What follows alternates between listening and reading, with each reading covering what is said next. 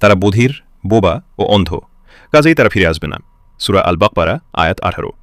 আমাদের চারপাশটা আজ তথ্যে ভরপুর, কিন্তু হেদায়েত বা সঠিক পথের দিশা কয়জন পায়? যখন একজন মানুষ বারবার সত্যকে দেখেও না দেখার ভান করে এবং শুনেও না শোনার অভিনয় করে, তখন তার হৃদয়ে এক ধরনের মোহর পড়ে যায়। কেন তারা ফিরে আসে না? এক, অহংকার। সত্যকে মেনে নিলে নিজের ভুল স্বীকার করতে হয়, যা অনেকের ইগোতে লাগে। 2, পার্থিব মোহ। দুনিয়ার সাময়িক লোভ মানুষকে অন্ধ করে রাখে। 3, হৃদয়ের কাঠিন্য। গীবত, হিংসা আর অন্যায় লিপ্ত থাকতে থাকতে মানুষের অন্তর সত্য গ্রহণের ক্ষমতা হারিয়ে ফেলে। আমাদের জন্য শিক্ষা। আল্লাহ যেন আমাদের সেই দলের অন্তর্ভুক্ত না করেন যাদের কান থাকতেও শোনে না এবং চোখ থাকতেও দেখে না।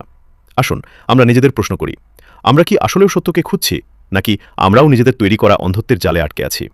প্রার্থনা। হে আল্লাহ, আমাদের অন্তরকে আপনার দ্বীনের উপর অবিচল রাখুন এবং আমাদের চোখ ও কানকে সত্য দেখার ও শোনার তৌফিক দান করুন।